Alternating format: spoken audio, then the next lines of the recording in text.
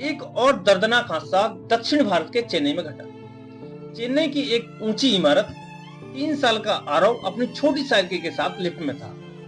उसके माता पिता लिफ्ट से अपने फ्लोर पर उतरे, लेकिन आरव जो ठीक उनके पीछे था, तभी लिफ्ट के दरवाजे बंद हो गए। आरव अकेला ऊपर की ओर बढ़ती लिफ्ट में चला गया। कुछ समय बाद वह 8वीं मंजिल पर पहुंच गया। माँ बाप को ढूंढने के लिए वह बाहर निकला और रेलिंग की तरफ बढ़ गया। वहां की रेलिंग में इतना फासला था कि उसका नन्हा शरीर आसानी से फिसल गया। उसके गिरने की आवाज नीचे तक सुनाई दी।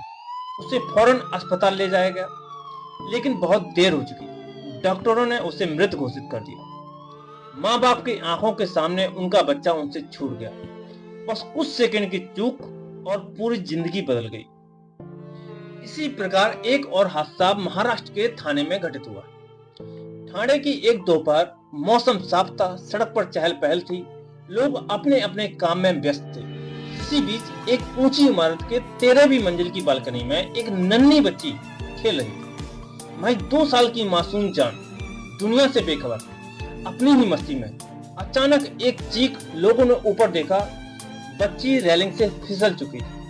अब वह सिर्फ अपने छोटे हाथों से बालकनी की सलाखों को थामे हुई थी।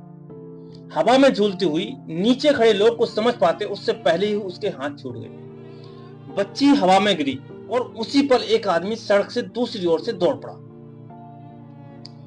उस व्यक्ति का नाम था भावेश महात्रे। न उसने ऊपर देखा, न कुछ सोचा, बस दौड़ा जैसे किसी अदृश्य ताकत ने उसके कदमों में जान भर दी। 13वीं मंजिल से गिरती उस बच्ची को उसने पूरी ताकत से थामने की कोशिश की।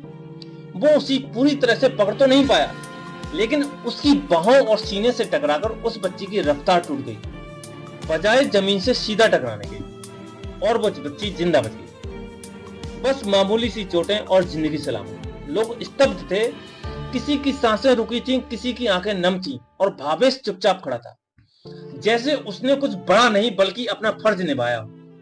जब उससे पूछा गया कि कैसे कर लिया उसने ये सब, तब भावेश ने बस इतना कहा, वो बच्ची मेरी नहीं थी, लेकिन इंसानियत मेरी थी। एक पल था और मैंने सोचने का नहीं, कुछ करने का फैसला किया।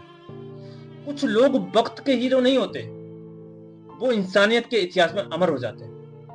भावेश महात्रे उस दिन सिर्फ एक आदमी नहीं था, वो एक ढाल था जिसने एक मासूम की जिंदगी को मौत की गोद में गिरने से रोक लिया।